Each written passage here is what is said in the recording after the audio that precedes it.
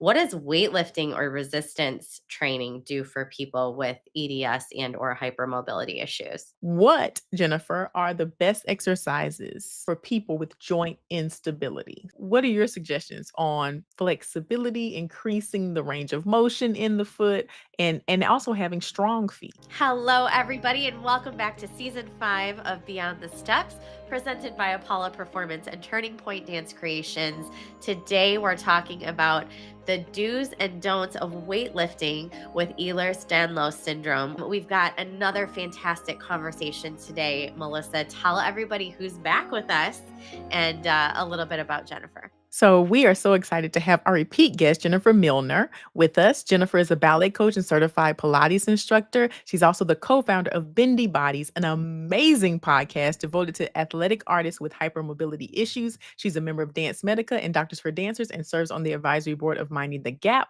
I do not know how she found the time to be with us, but we are so absolutely grateful. Welcome back, Jennifer. Thank you. It is always a pleasure to be here. I will always find time for you all. We appreciate it so much. So, just getting into this topic, do's and don'ts of weightlifting with Ehlers-Danlos. Why is it so important to shed a spotlight on Ehlers-Danlos? We're going to refer to it as EDS going forward, but for everybody out there that isn't familiar, explain why it's so important that we talk about this. Well, EDS is a connective tissue disorder that one of the features that you often see with it is hypermobility. And we know hypermobility is different from flexibility, but we do often see a higher population of hypermobile dancers than the general population because many Western-based dance forms really value the lines that hypermobile dancers can create with their nice hyperextended knees and their beautiful banana feet and their Gumby backs. So we do see a pretty strong percentage of hypermobile dancers. Now, you don't necessarily have EDS if you're hypermobile, but you can be somewhere along some sort of hypermobility spectrum disorder, along that sort of spectrum. So you may have issues other than your hypermobility, and a lot of dancers may not be aware of that. So we could have digestive issues, or we could be all the way at the other end of the spectrum with full on EDS. So it's really important for dancers to understand what it is, especially if they suspect they are hypermobile. Again, not flexible, but hypermobile, just so they know the things to look for and maybe perhaps ways to be more cautious in the ways that they take care of themselves. Because it affects a lot of people. So, how many people are affected by EDS or hypermobility? I do not have those numbers. It's a lot. I mean, I don't even want to guess numbers, but it is high. And I would have to look it up for you. So it is much more commonplace than people think, even within the general population. It's much more commonplace than people think. And then when you add it to the dancer population, it becomes exponentially higher. So I wanted to jump in real quick and ask this question because I think a lot of people get it reversed, and maybe I have it reversed. A lot of people think that hypermobility is a result of being a dancer. Like, oh, she did all that dancing, so she's super flexible. That's why she get. But did the hypermobility come first, and then it became just favorable in the dance space, or is it the chicken before the egg, egg before the chicken? What are your thoughts on that? That's a great question. I believe that, or I have seen the trend that even, 20, 30 years ago, hypermobility was actually not highly favored in the dance world among professional companies simply because they were more tend to be injured.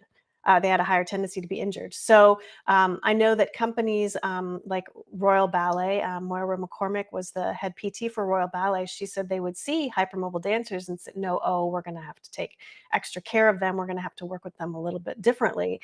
Yes. And there have been studies that have shown for a long time, hypermobility was sort of a super bendy and hard to deal with, or not hard to deal with emotionally, but physically. And then I think the advent of social media brought that hypermobility into a more desirable place. And when you see that on social media and in those pictures, because hypermobile dancers can make beautiful pictures, but not necessarily have the strength to dance through it, then audiences want to see those pictures on stage. And so dancers started to be more favored to be hypermobile, to the point at which there are dancers now who are pushing for what I call artificial or forced hypermobility.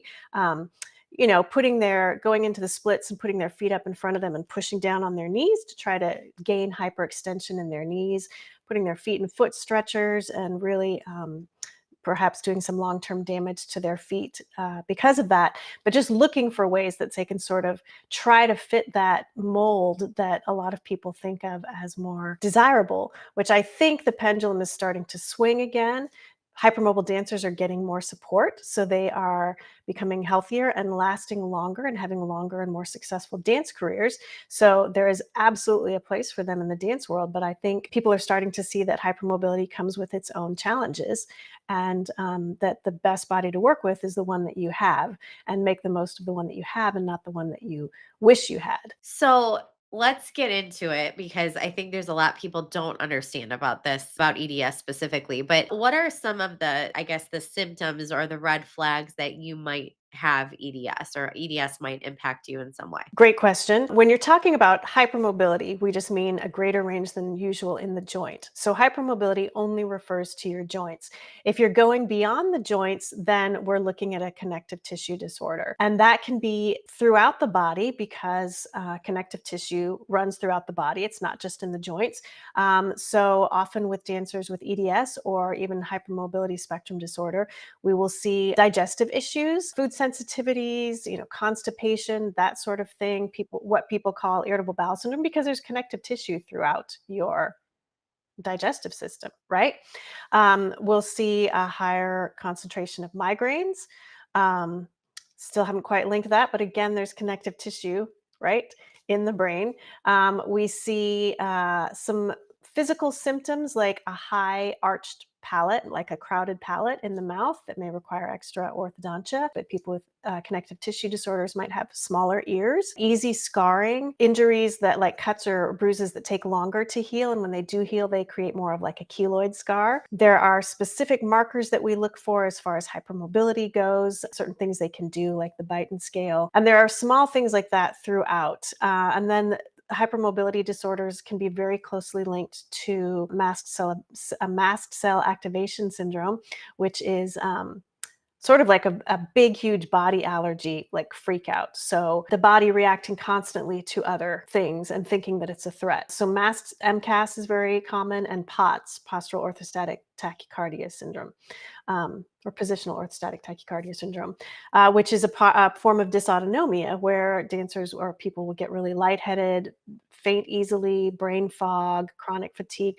Sort of all of those things kind of come together with connective tissue disorder. And then the last piece is neurodivergency is much higher among people with EDS and connective tissue disorders. Yes, there's a huge body of work about that. Dr. Bendy Brain, Jessica Eccles, has done a ton of research on that and sort of linked dysautonomia and neurodivergency and connective tissue disorders like EDS. But people with a connective tissue disorder are about 7 to 8 times more likely to have anxiety, depression, perfectionism, also about that same number for neurodivergency. I hope somebody watching this is helped by it because I learn every time we have you on. So, should people with EDS stretch, knowing that they're affected? This hypermobility is a thing and it causes damage to their bodies, right? Over time. What does stretching look like when they're in an environment where that's required? Yeah, that's a really difficult thing for each person to figure out. If I have a dancer that I suspect has a connective tissue disorder and not just one joint that's hypermobile, we'll try to approach things a little differently because their connective tissue, like their ligaments and their tendons, might be nice and loose. So in response, their joints or their muscles might be even tighter in response. So they might say, my calves always feel really tight, but they might have a really deep plie. And no runner's stretch is ever going to help release that tight calf because all it's doing is pulling on their Achilles, their tendon that connects the two together. So for hypermobile dancers, especially those with a connective tissue disorder, we're looking at sort of, first of all, do you need more flexibility, right? Are you already a flexible person, but you just feel tight? And if that's the case, then we're looking for more release than stretching. And so release work for a hypermobile dancer in that category will look more like using ball release work, like Jill Miller's yoga balls, Yamana balls, Eric Franklin balls, that kind of thing, lacrosse balls, anything that's going to help get into the muscle and do the muscle release work is going to be much more helpful for that population than stretching. If they are going to do stretches, I would encourage them to do dynamic stretches and not just static stretches. When you hang in that static position, you're usually going to start hanging into your connective tissue rather than the muscle that needs to be stretched. And your muscles may tighten up in response to it to try to protect itself. So, for that population, I would say let's do release work and let's do dynamic stretches. Now, if you do need to increase your flexibility, we would do dynamic stretches. I would probably still do release work, and then I would do strengthening in the direction that they want to increase their flexibility. Because again, just hanging in those static stretches may not help. So, putting them in the splits may not help, but putting them in the splits over a Bosu ball and having them practice straighten their back legs, they have to use their glute and their hamstring and their quad to achieve a full split, is going to be much more beneficial for them. So they almost have to be their own advocate in, say, a dancer is in class. They have to know when to say, I'm not doing this because it's harmful to me, and explain that really to a teacher who's going to be like, what's wrong, like why are you not doing this? And ideally, I know we want them to, this all to be communicated in advance, but when you're dealing with kids or maybe people that don't know they have a certain thing, and then you have teachers that aren't as educated on this topic, I can see where that would go sideways real quick. It can. The dancers that I work with, most of the studios know me. So we're able to have a conversation if they need one, right? If it's a studio that they don't know me at, like if I'm working with someone on Zoom somewhere else in the world, we may role play and practice. What's it going to look like when you talk to your teacher? We may have the parents step in and I may help role play with the parents to help them talk to their teachers. But if you can get the teacher to buy in on it and say, I'm working with this person, she's a specialist in this area, and with my body type, this may lead to long-term harm or damage, or I might be more easily injured. She has suggested doing this instead. So if that's okay with you, I would try to do this instead and help us get to the same results. Because if it's going to make you have the same results, then and not be injured and be sitting out, the teachers can be excited about that, right? So giving the teachers an explanation of it, a short explanation, and an understanding of what you're going to do instead to achieve what the teacher wants you to achieve is super helpful. If that doesn't work, I say, hey, listen, get in the position you need to get into. And then when they walk away, get out of that position and do what you have to do, right? If it's absolutely harmful, then I say this is where the parents need to step in and you need to be pulled from that part of class. I love that that's your relationship with the people you work with too, is because you really are talking, how are we going to live with this? You're not just diagnosing it. You're not just, it's how am I going to actually function with this? And you're educating the entire family, which is fantastic. What does weightlifting or resistance training do for people with EDS and or hypermobility issues? A lot of people might think it's harmful. It's actually quite helpful for people with connective tissue disorders and hypermobility to do weight training, because it sends so much information to your joints. So when I'm working with my dancers who are hypermobile, I prefer to work them in what's called a closed chain position. So if I'm going to work their arms, I'd rather them do a push up where they're getting a locked position from their hand, right? Than have them do a bicep curl where their hand is free. So I want to close that chain. So the floor is sending some nice information to their shoulder. And that is going to give them a lot of really helpful information into their shoulder, right? So I'm always going to try, almost always going to try to do closed chain position work for them. Weights will help send that information to them. Now, do I want them to get into a full position push up if they have really hypermobile shoulders? No, we're going to start on the knees, we're going to start on the elbows, whatever we need to do to make sure their shoulders aren't dislocating. So it's going to be that fine line of trying to close that joint, trying to pack that joint somehow and send the information that's needed without putting them in harm's way. Because all dancers are people pleasers.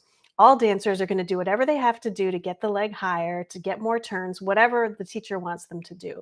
And hypermobile dancers are no different. So if the teacher says, do this, they're going to do it whatever it takes. And it might take taking their arm out of the socket or something else.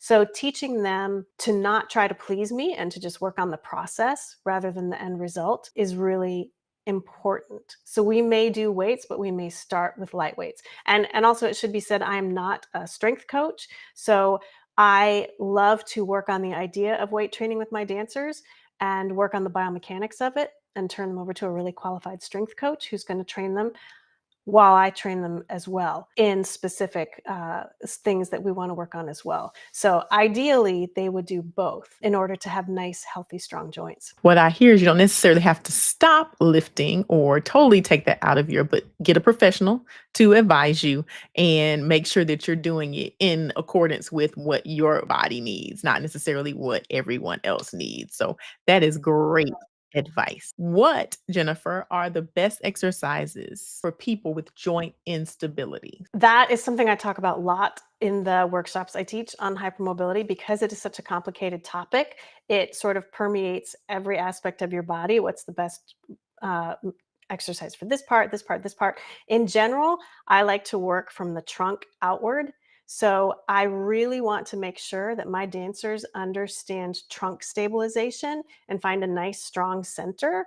I don't like to talk about core because I feel like it's the whole trunk and I don't want them to find just like a little cylinder or something. But I want that spine to be able to stabilize without locking up, without using their big muscles. I want to use the small muscles. I want their abdominals to work. I want their psoas to work. So we do quite a bit of really slow, basic trunk stability before they can even move on. Because if they can't stabilize their trunk, they can't do a push up, right? So I can't work on their shoulders until their trunk can hold itself well. And if they've got super hypermobility in their neck or their spine, they have to learn where that line is and where they stop rather than just sinking into their back like a horse, right? So trunk stability always is my favorite. Dead bugs, lying on your back, toe touches, bridging, anything like that that really helps close those loops and really strengthen your trunk. And then really great, super slow and low on the knee, finding your nice frame for your arms, like push up preparations, slowly lowering to the ground, just so they practice on loading that shoulder and not feeling like it's going to slip around a lot, but find that nice strong frame for their port de bras so their arms aren't heading off into space. And the other aspect I always want to touch on with my dancers is proprioception. So, proprioception is kind of your body's awareness of where you are in space. It's one of the three methods your body uses to balance with, the other two being your eyes and your inner ear. And proprioception is often pretty compromised in people with hypermobility. That's proven fact. So we have to encourage those neuroreceptors to wake up and work a little bit harder for them. So I do a lot of proprioceptive work with dancers just to help them figure out where they are in space.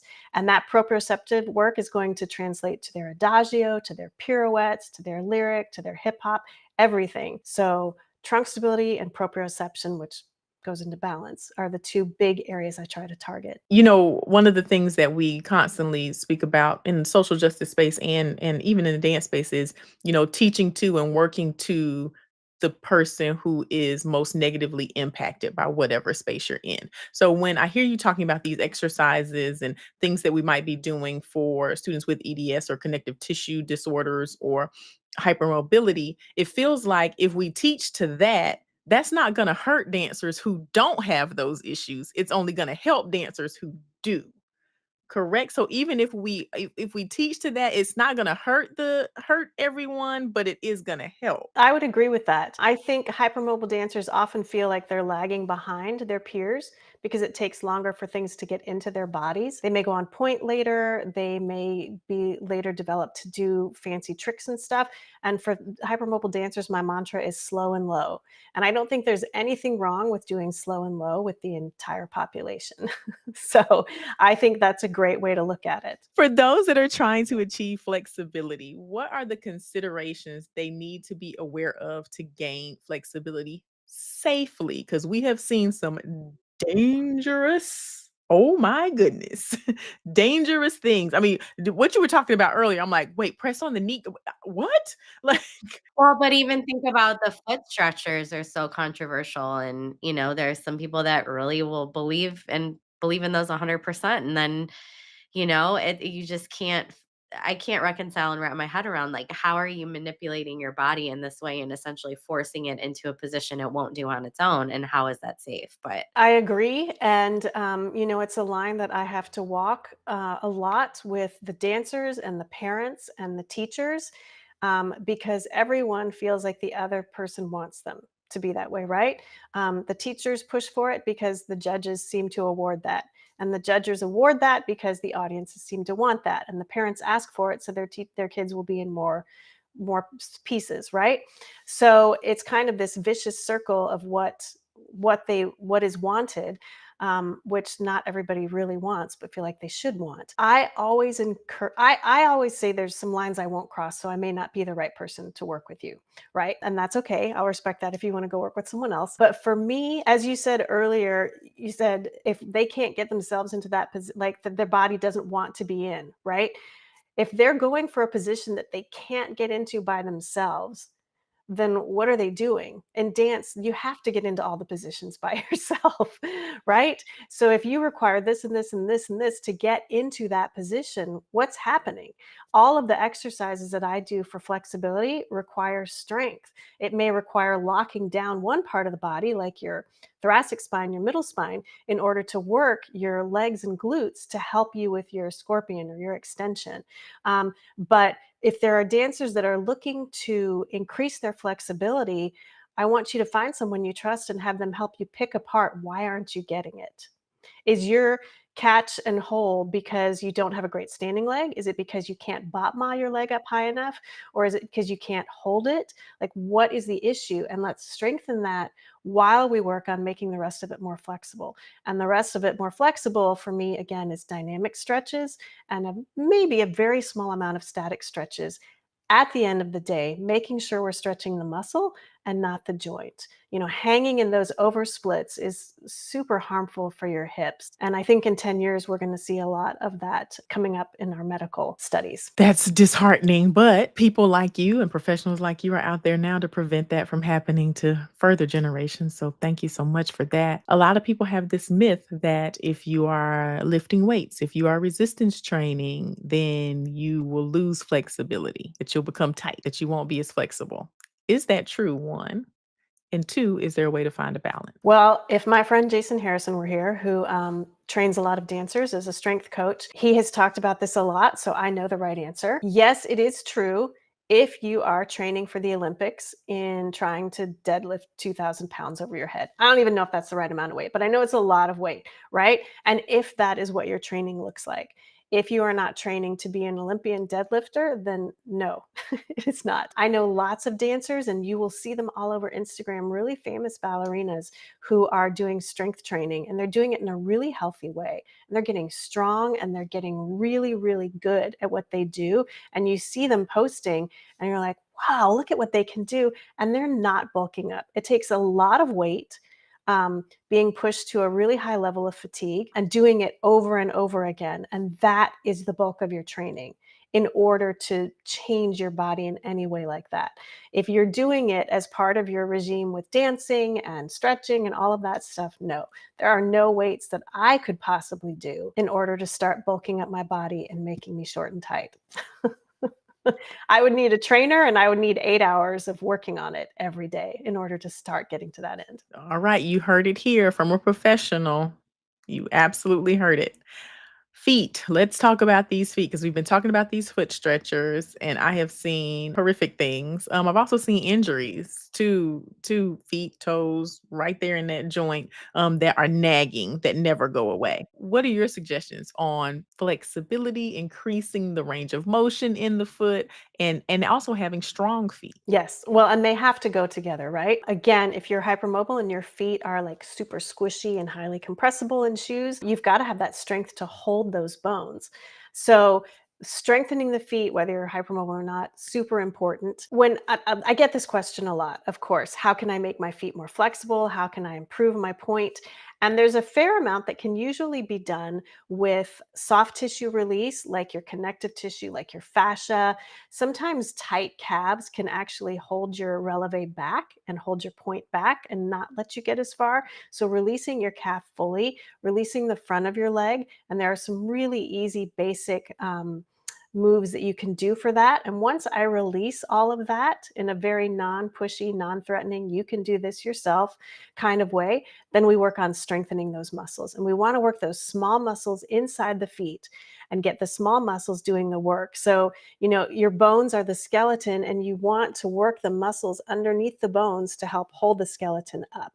And when I get a dancer who has a stress reaction or a stress fracture in her foot, that's the first thing I think is her feet are not strong enough to handle the load that she's putting on it. And that's why the bones are taking the load, and the stress of that is starting to cause a fracture in the bone.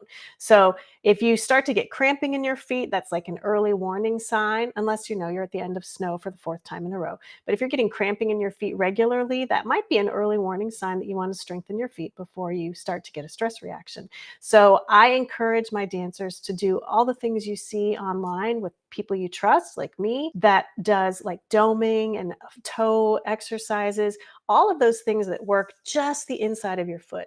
If you feel it in your calf, you're using muscles we don't want to use. We want to get those baby muscles that have gone to sleep because the bigger muscles are doing the work for them. We want to get those baby muscles to start wake up and lay down little pillows on the ground underneath the bones to help catch them. Because the big muscles in the calf, there's no muscles in the foot from there. It's just tendons that run through the foot. So we want to get those small muscles ready to do the work of catching those bones as they fall. We've seen a lot of our customers come to us with hypermobility and EDS, and they really feel like Apolla has helped them a ton. It's so funny, Melissa, you said the collective they, right? They say this, they say that. Like there's this whole other, you can't wear our socks and restricts your ability to build strength in your feet. And we're just like, no, just no. Like you can do it all, but it's about the way that you're moving your body and in the repetitive nature and how you're doing that, right? And making sure you're doing the right exercises. And I love that you're clarifying that because I feel like we get so wrapped up in the collective they that like all this misinformation circulates so quickly, and it's terrible. So I'm glad you just set the record straight on all of that. I think it's a healthy balance. I mean, I think you can find a way to support your arches too much, right? I don't think your socks are going to do that, but I think you can find that and just let them float through life and not ever use those muscles.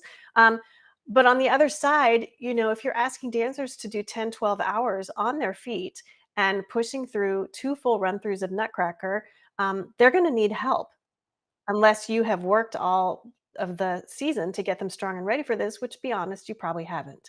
So they're going to need help. And if they're dancing at conventions on those really hard cement floors, they're going to need help because they're not prepared for that based on their nice, happy studio floors. So sometimes they need extra help, and that's okay. And that's okay, and that's the thing is, like, there's this, like, stigma of it's not okay to get support and help and recognize your limits, and I think those are the healthy conversations we're starting to see in dance now, hopefully will continue so that we can change the mindset around some of these things that are kind of harmful and toxic. And now we're gonna jump to homework, and Jennifer, you know the drill. Every week we give homework on the show. We like to give people something to think about, something to work towards, a goal to work towards between now and next week's show. What is that thing for you? What do you want to challenge all of our listeners and viewers out there to work on this week related to this topic? Whether you're hypermobile or not, but especially if you're hypermobile, I would challenge people to, as they're going through their regular warm up and their regular stretching routine, pay really close attention to your body and listen to where you're feeling it. Are you feeling it in your muscle? Are you feeling like a really long, thin, straight line down the back of your leg? Because that's probably a nerve. And if that's a nerve, then we need to learn how to release that a little bit rather than just keep hanging in it. If you feel more widespread, that's probably the muscle. If you feel like a pinching at the front of the hip, that's probably not a muscle. And you want to figure out what's causing that pinching. Can I get in a different position? Can I kind of smooth through it with a dynamic stretch? So I encourage everybody to start paying attention.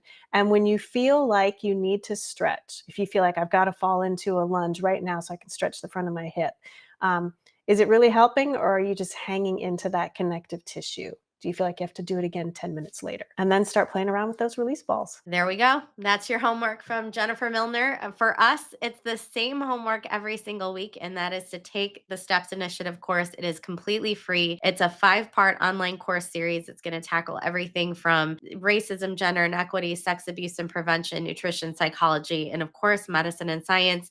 Every module was created by experts in their field. And again, you can take this at your own pace completely free. So we have staffs of people take this. We have parents, kids, and you name it, it's helpful. But what we're doing is we're giving you evidence based research and resources, laying a foundation on all of these topics. So hopefully it inspires you to dig more on your own and go deeper because when you know better, you do better. So there is that course. It's the Steps Initiative course. Take it now. Jennifer, tell us everything that you have going on. And you know you have some really great content coming out or that you just released. And how can people learn about it? How can people get a hold of you? All the things.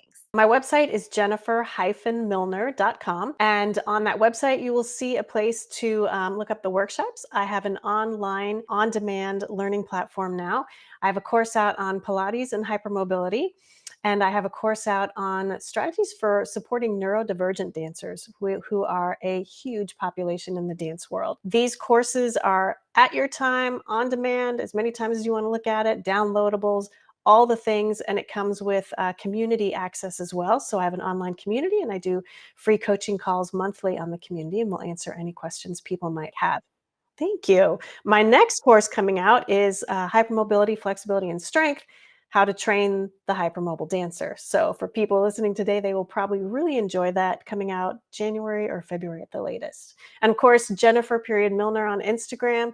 I love to answer questions and help point people in other directions if they need more answers. She really is so accessible. So if you're affected by any of this, reach out. She's a brilliant, one of the most brilliant minds we have on this topic. And I can't say enough wonderful things about you, Jennifer. Thank you for sharing your insight and your wisdom and your resources with us. We appreciate you so much. Thank you to Apolla Performance and Turning Point Dance Creations who make this show possible, and my amazing co-host, Bree Zabrowski. I am so proud to be here doing this with you on a weekly basis. And thank you to our guest, Jennifer, who was with us today. Absolutely. Always happy to be back. Next show, we're going to have Liz and Chris from Platinum National Dance Competition with us. We're going to be having another great conversation. So please make sure you tune in and join us at Apolla Performance or at TP Dance Creations on YouTube and on Facebook. If you missed this show and you want to go back and watch it, or you want to watch any of our shows from the past 5 seasons, you can find them on YouTube at those same handles, at Apolla Performance and at TP Dance Creations. If you have a topic or you want to be a guest, DM either one of us and we will be happy to talk to you. We'd love to have you on. We're always looking for new guests and new topics. You have your homework from Jennifer. You have your homework from us. And until next time, we hope you continue your journey beyond the